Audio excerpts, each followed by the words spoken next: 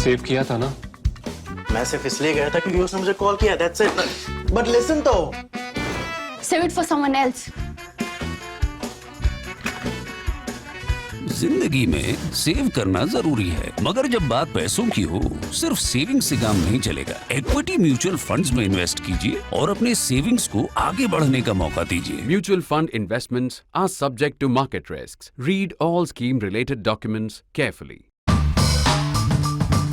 I bet you are also mystified by what is this global hunger index.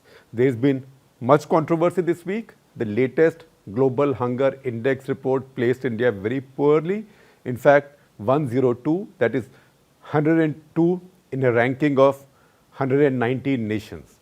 And what is worse, that India's neighbors, which are not richer than India, which are poorer than India, including Pakistan, Bangladesh, you can understand it has good social indicators, but Bangladesh, Pakistan, even Nepal have been ranked higher than India. So that has led to a lot of consternation and a lot of myth making.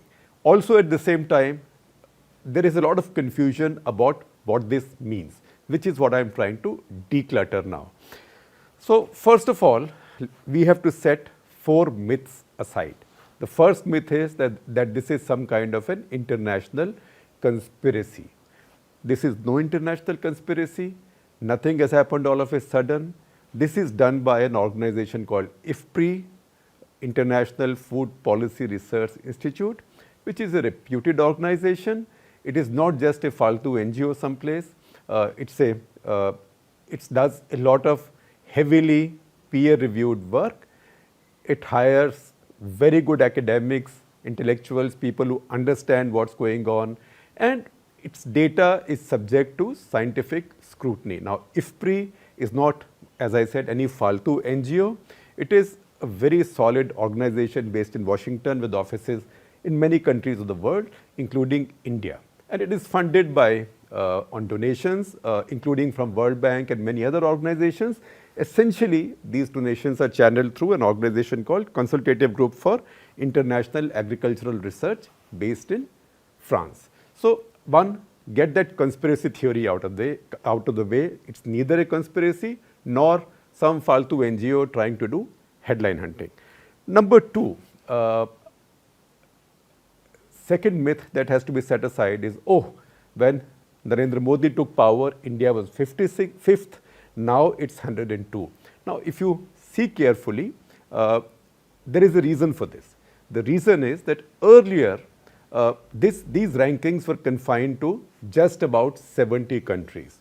So, all the countries who were of a very high rank, say the richest countries with very good social indicators, they were not included because they were not considered, it wasn't considered necessary to put them in the comparison because they were too rich and too well-to-do, and their people were too well looked after for them to feature here. But now that has started. So, as a result, another 44 countries were added to the list. So, effectively, if you had applied the same principle, what was 55 then would have been 99 now. So, this has not fallen from 55 to 102. The basket of countries being surveyed has increased. Number 3, hunger is about hunger. That's the biggest myth. Hunger is not about hunger in this case. And that's why there's a 4th myth that comes out of this. 3 leads to 4, which is that this shows, first myth is so many Indians are going to sleep on a hungry stomach. Myth. Myth that draws from it, how can that be? Look at the obscenity of this paradoxical situation. You can use any objective that you find more impressive. That India has granaries that are overflowing with wheat and rice. India is thinking of exporting it even at a subsidized price, and yet India would not give it free to people who are starving. So, 1, people are not starving.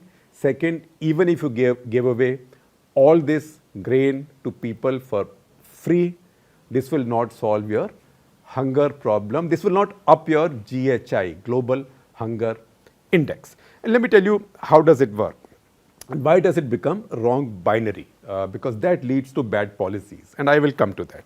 Now, there are 4 criteria that IFPRI follows for deciding the global hunger index. What are these criteria? These are criteria are not who's going to sleep on an empty stomach at night, or who's walking around looking for one roti or little bit of a morsel of rice. No. Number one is undernourishment. That is a general definition of undernourishment. Basically, it's, and I will cut it into pieces later also, but generally it means, if you follow the old principle, a calorie intake of less than 1800. Of course, many of us urban dwellers now eat less than 1800 because that's what is good for us. We don't do so much manual work, or we don't walk so much, etc. But 1800, below 1800 is considered undernourishment. This is for the entire population. Number two is child wasting. Must understand what is child wasting. Child, in this case, in all these definitions, is a child under 5 years of age. So when a child under 5 years of age has a low weight for his or her height, which means at any height there is a weight prescribed. If the weight is below that, then this is a case of child wasting. So you see these very scrawny children sometimes.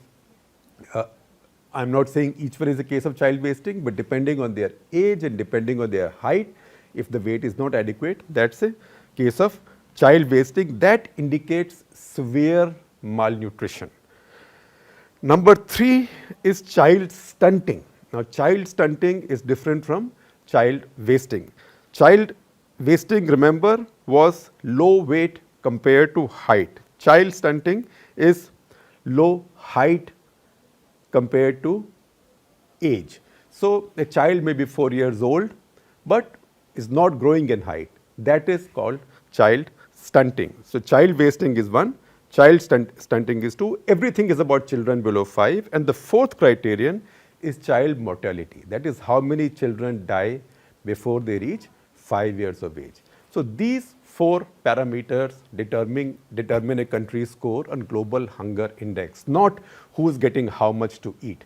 In fact, you will see a chart on the screen. This is a chart taken from IFPRI, from International Food Policy Research Institute, which produced this data. And this chart tells you that effectively this index is divided into three. Those three are inadequate food, that is undernourishment, that's 1/3.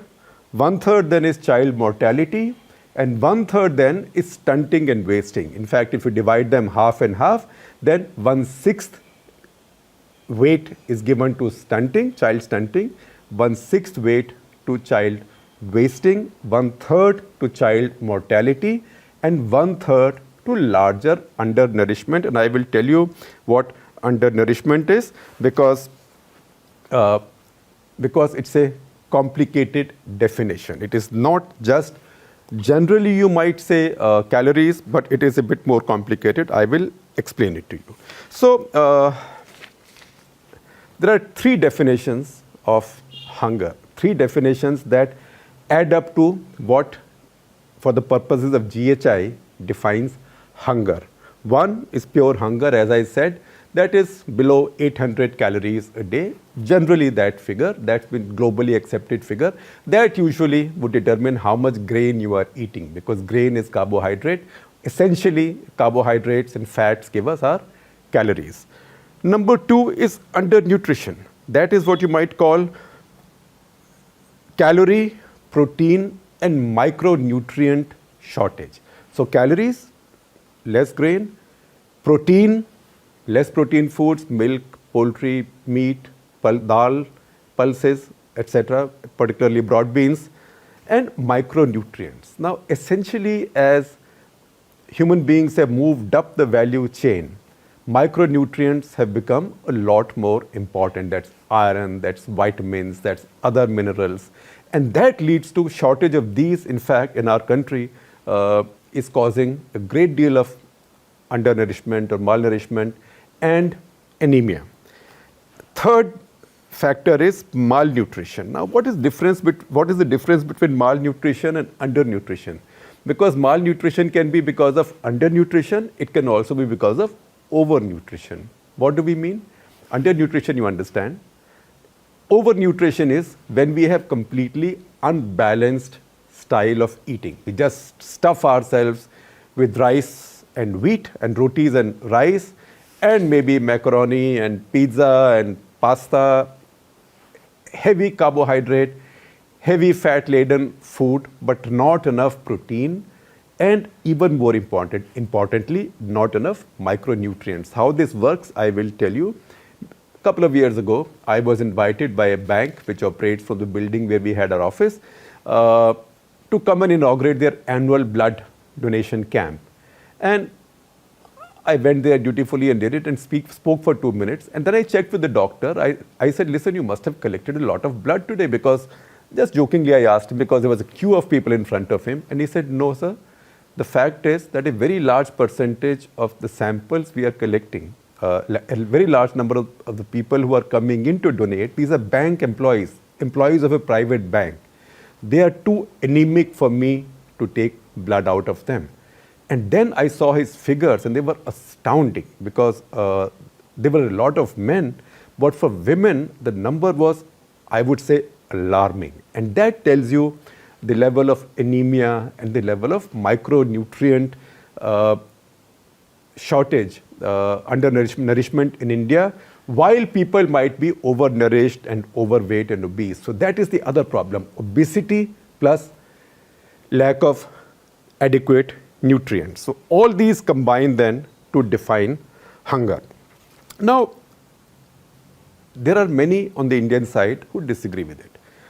There is Niti Aayog, for example, Rajiv Kumar, Niti Aayog vice chairperson, and a couple of his colleagues wrote an article in the Economic Times that I am drawing from, which says that, look, this survey is a bit outdated. It also does not take adequately the data that we have available in India. For example, they quote from Comprehensive National Nutrition Survey, CNNS, which is a third-party survey. So it's not as if it's something that government fixes. Now, that survey shows that between 2016 and 18, India has made substantive progress. So it shows that stunting, India has improved from 34.7% to from 38.4% to 34.7%. That's about a percent down in 2 years.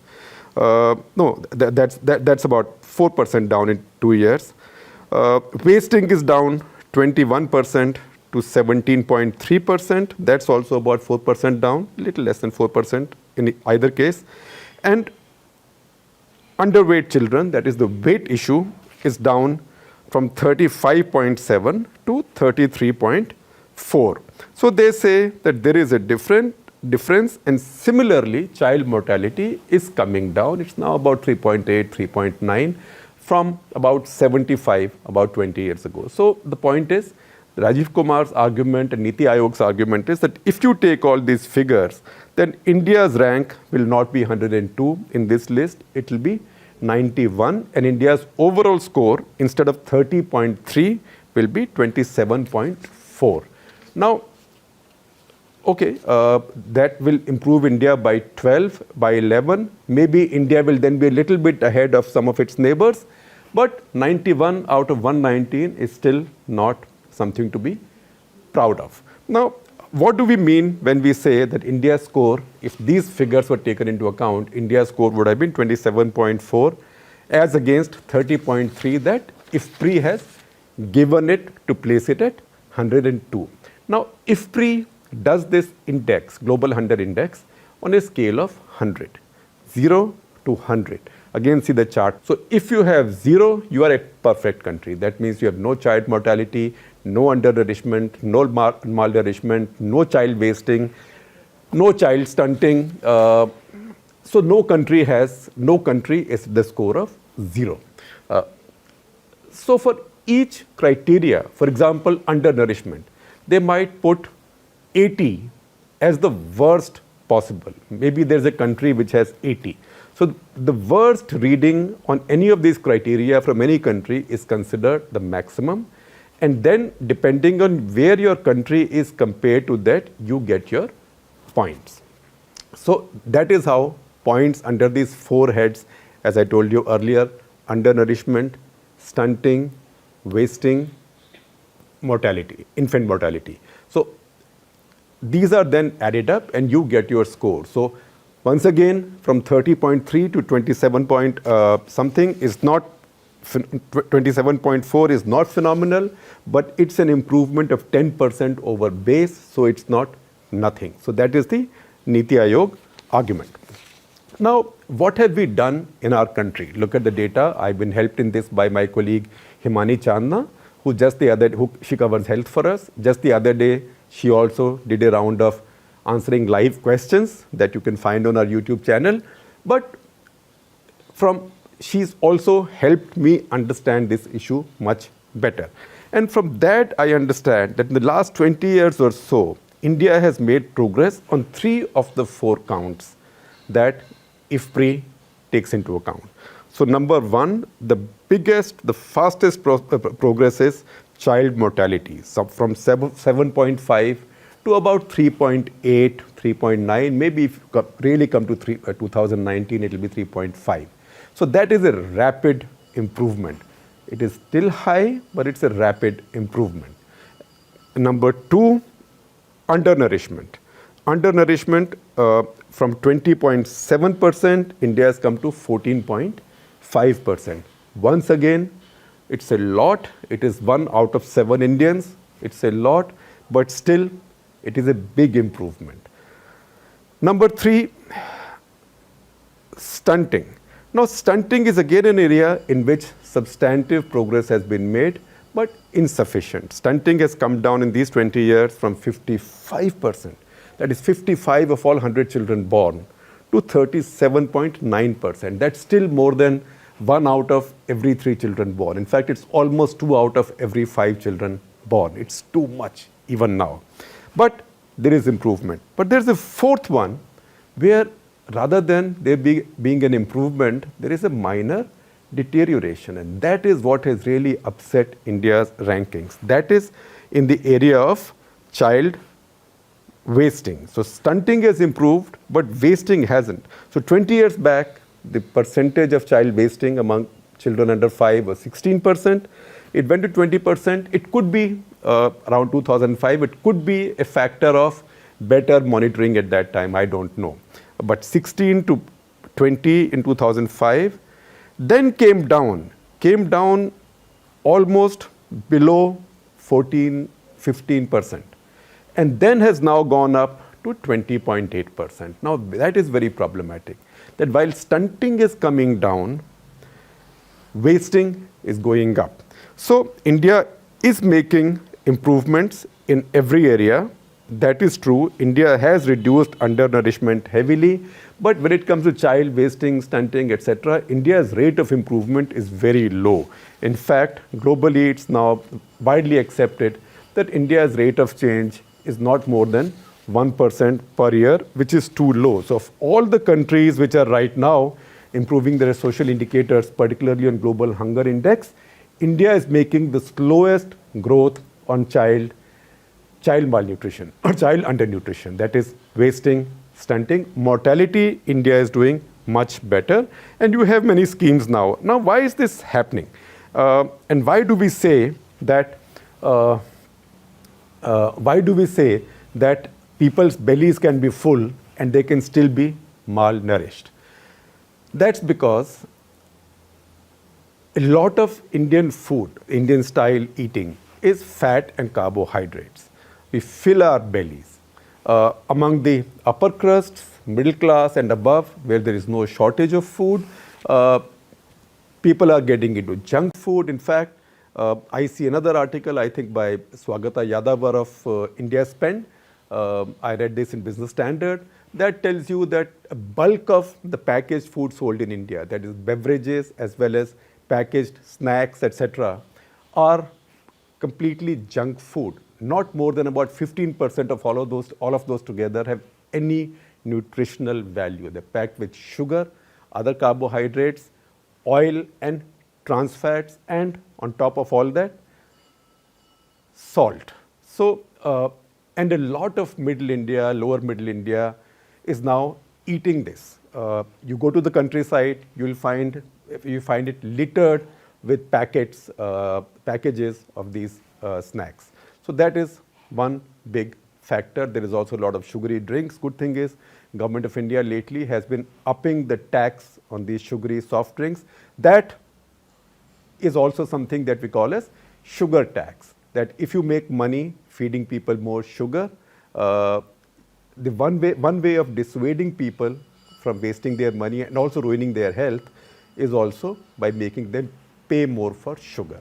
So it is the combination of everything. There are many schemes in colleges, schools, not colleges so much, but in schools. Even I remember having gone to school in small towns, government schools in small towns, that every week some health worker would come and give you a bunch of pills to eat.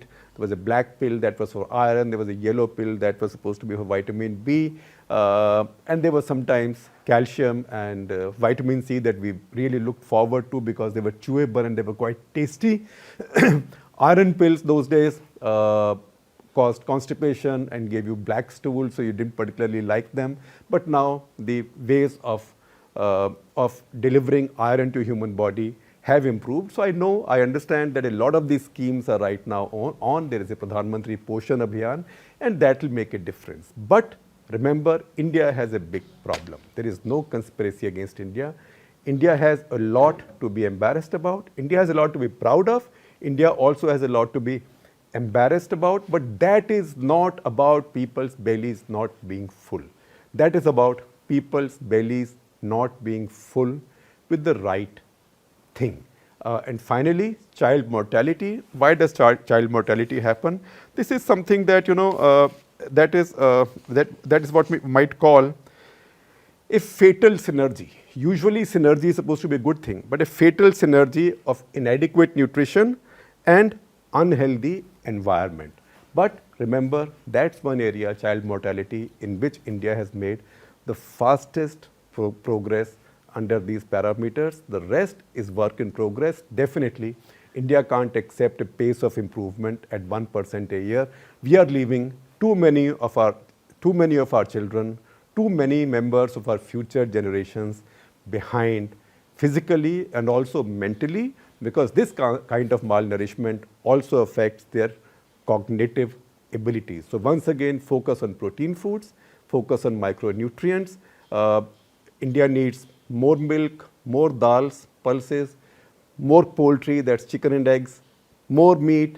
Listen to what Shiv Nadar said the other day at the RSS annual day when he was chief guest. He said, I know some of you may not like it, but please bring more meat in the meals that you serve, midday meals that you serve in schools, at least for children who are meat eating, because there is a lot of undernutrition and malnutrition. So I'm not saying you have to become meat eaters, but if you don't eat meat, government talks about nudging citizens into doing many things. So now India needs a big nudge towards replacing some of the carbohydrates and fats with more protein, more iron, vitamin B complex, B12 in particular, and other micronutrients. That is the next priority. That is what this survey does. It holds a mirror up to India.